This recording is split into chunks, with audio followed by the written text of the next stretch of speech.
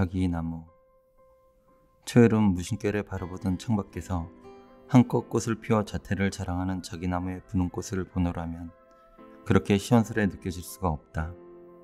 여름이 무르익기 시작할 무렵 고운 실타래를 풀어 피운 듯한 자기나무의 붉은 꽃이 시원스럽게 느껴지는 것은 꽃의 색감이 아니라 그 모양새 때문이리라. 초록빛 잎새를 무성히 매달고 퍼지듯 사방으로 들이운 가지며 그 끝에 하늘을 향해 매달린 꽃송이는 야생의 싱그러움을 주면서도 그 개성있는 조형미로 도시 건물 사이에 다듬어진 공원 한 모퉁이에서 아름다운 조화를 이루며 자라고 있다. 식물이 이름을 갖는 데는 겨울을 겨우겨우 살아감으로 겨우살이, 옛날 오리를 지날 적마다 이정표로 심어서 오리나무, 쥐똥 같은 열매가 달려 쥐똥나무, 물에 담그면 푸른 물이 나와서 물푸르나무 등 제 나름대로 사연이 있다. 그러면 자기나무는 왜 그런 이름을 붙였을까? 확인된 바는 없지만 어느 은사 말씀대로 혹시 잠자는 모양이 귀신 같아서 자기나무일까? 자기나무는 밤이 되면 어김없이 양쪽으로 마주난 잎을 서로 맞대고 잠을 자는데 그렇게 보면 그럴듯 싶기도 하다.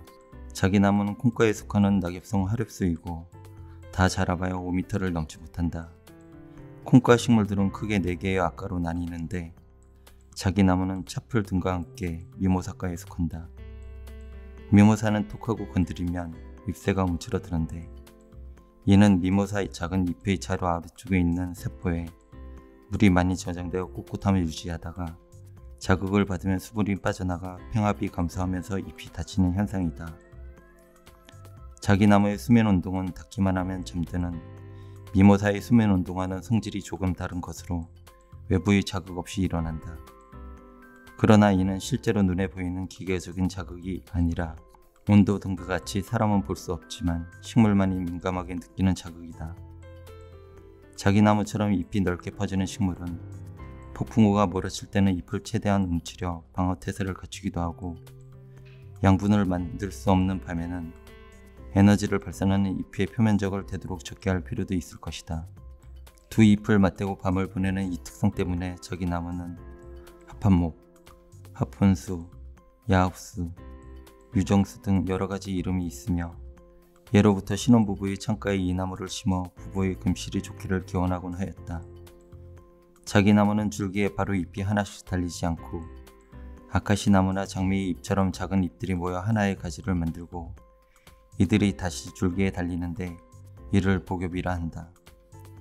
그러나 재미있는 일은 대부분의 복엽은 작은 잎들이 둘씩 마주나고 맨 끝에 잎이 하나 남기 마련인데 자기나무는 작은 잎이 쫙 쓰여서 밤이 되어 잎을 닫을 때면 홀로 남는 잎이 없다는 점이다. 짝 없는 홀로 남는 잎이 있었다면 진정한 의미의 금실 좋은 합혼수는 될 수 없을 것이다. 자기나무는 꽃이 유난히 인상적이다. 소나기가 몰려간 뒤 청명한 하늘에 흰 구름을 배경삼아 나무의 가장 높은 곳에서 피어나는 꽃은 한 가지에 20개쯤 되는데 우산 모양으로 보여 한 덩어리를 이룬다. 술처럼 늘어진 아름다운 꽃은 수꽃이 수술이다. 수꽃은 꽃잎이 태어난 채 3cm쯤 되는 수술이 25개의 가량씩 5방향으로 갈라진 술잔 모양의 꽃받침 위에 쌓여 있다. 이 수많은 수술은 부분이 분홍색이고 아랫부분이 흰색이어서 이 나무의 꽃 모양을 더욱 신비스럽게 만든다. 이러한 수꽃이 공작새의 날개처럼 한껏 아름다움을 과시하는 사이에서 암꽃의 꽃차례가 달리는데 수수한 암꽃은 미처 터지지 않은 꽃봉오리처럼 봉긋한 망울들을 맺고 있다.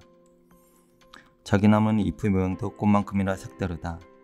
줄기마다 엇갈려 달리는 잎은 깃털 모양으로 갈라지고 이 각각의 원줄기를 향해 낫처럼 흰 작은 잎새들이 달린다.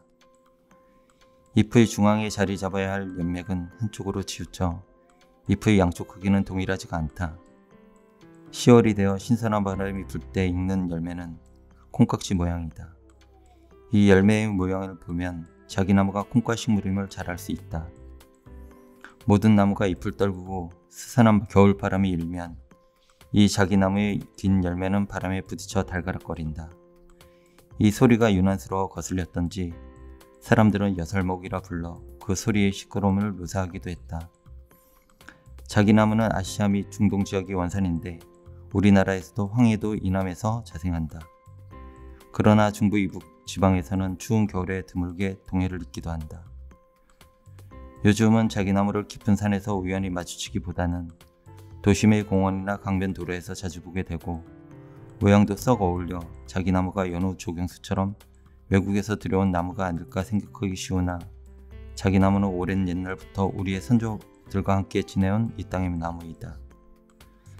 자기나무의 마른 가지에서 우미 트기 시작하면 농부들은 이제 늦서리 걱정을 덜고 서둘러 곡식을 파종하고 싱그럽게 커가던 자기나무의 첫 번째 꽃이 필 무렵이면 밭에 팥을 뿌린다. 하나둘 터뜨린 꽃망울이 어느새 만발하면 농부들은 굽혔던 허리를 펴고 땀을 식히며 그의 팥농사는 푸년일 것을 미루어 짐작하기도 한다.